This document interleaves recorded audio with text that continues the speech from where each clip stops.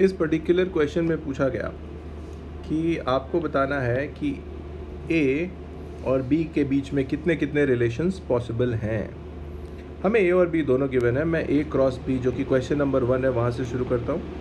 ए cross B करने के लिए मुझे यहाँ पे आई जे के डिटरमिनेंट मेथड लगाना पड़ेगा और यहाँ पे 460 लिखना पड़ेगा। ए के वैल्यूज़ और बी के हैं 230।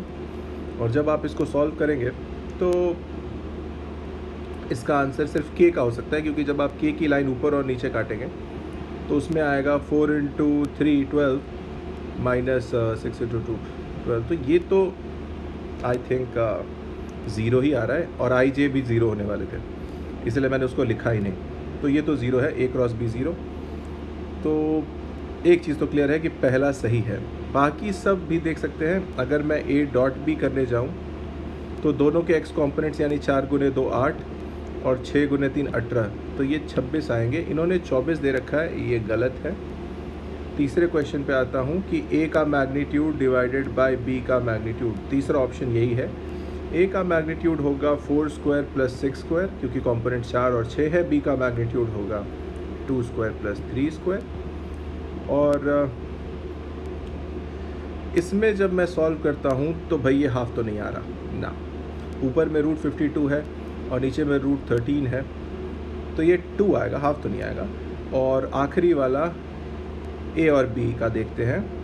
अच्छा, एक चीज़ तो क्लियर है कि इस ऑप्शन को अगर देखें तो कि एक्चुअली इसका आंसर आएगा, यहाँ पे मैं हाफ ना लिख के सीधा लिखूँ कि 2 आएगा ये आंसर, क्योंकि रूट 52 बाय रूट 13 आ रहा है ये, तो 2 है। यानी कि a is equal to 2b, therefore b की वैल्यू मैं लिख सकता हूँ कि हाफ ऑफ a हो जाएगा फ्रॉम दिस। यहाँ से ला रहा हूँ। अगर b हाफ ऑफ a है, b vector half of a vector है, इसका मतलब जिस तरफ a वेक्टर होगा उसी तरफ b होगा, पर आधा होगा, है ना। आधा है तो मैंने आधा बनाया है, पर होगा तो सेम। सो मतलब मैं कह सकता हूँ कि a and b are parallel. Anti parallel तो है नहीं, पैरेलल है। तो फिर तीसरा तो गलत था ही, क्योंकि इसका आंसर 2 आया था, हाफ नहीं। और चौथा भी गलत हो गया, क्योंकि ये कह रहे हैं एंटी पैरेलल। नहीं, पैरेलल है ये।